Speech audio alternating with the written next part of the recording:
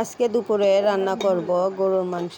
আর গরুর মাংস রান্না করার জন্য আমি সব কিছু আগেই কেটে কুটে নিলাম। আর কেটে নেওয়ার পরে ভালো করে মাংসটা ধুয়ে নিয়ে হলুদ আর লবণ দিয়ে ভালো করে মাখিয়ে নিলাম।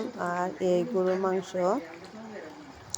রান্না করা হইতেছে কারণ আমাদের বাড়ি মেহমান আসবে, আর সেই মেহমানদের জন্য গরু মাংস রান্না করব। আর গরু মাংস রান্না করতে আমরা গ্রামের মানুষ যেই অতিরিক্ত কোনো মশলা দেই না, যা আছে তাই দেই আমরা। আচার এগুলা অন্যান্য মশলা দেই না। আর এদিকে চুলা বসিয়ে দিলাম, আর কারেন্টও নিয়ে গেছে, যে কারণে অন্যরকম বেশিটা আলু নেই। আর মাটির চুলায় রান্না করবো। মাটির চুলায় রান্নার স্বাদই অন্যরকম।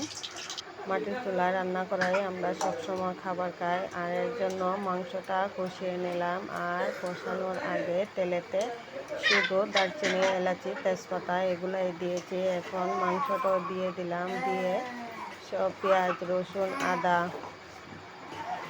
জিরা গুঁড়া সব কিছুই দিয়ে দিছি। আর এখন মাংসটা ভালো করে নাড়াচাড়া করে মাংসটা কষিয়ে নেব। আর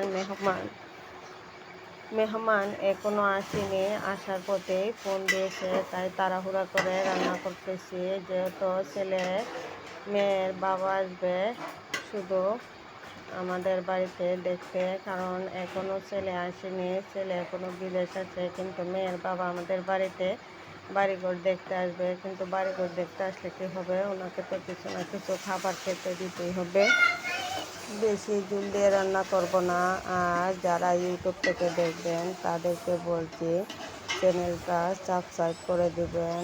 আর নতুন নতুন গ্রামীণ ভিডিও পাওয়ার জন্য লাইক, কমেন্ট, শেয়ার করবেন। আর যারা ফেসবুক থেকে দেখছেন ফলো দিয়ে সাথে থাকবেন। আমার রান্নাটা প্রায় হয়ে গেছে, রান্না শেষ দিক। আমি বেশি জল দেবো না। খোদা হাফেজ।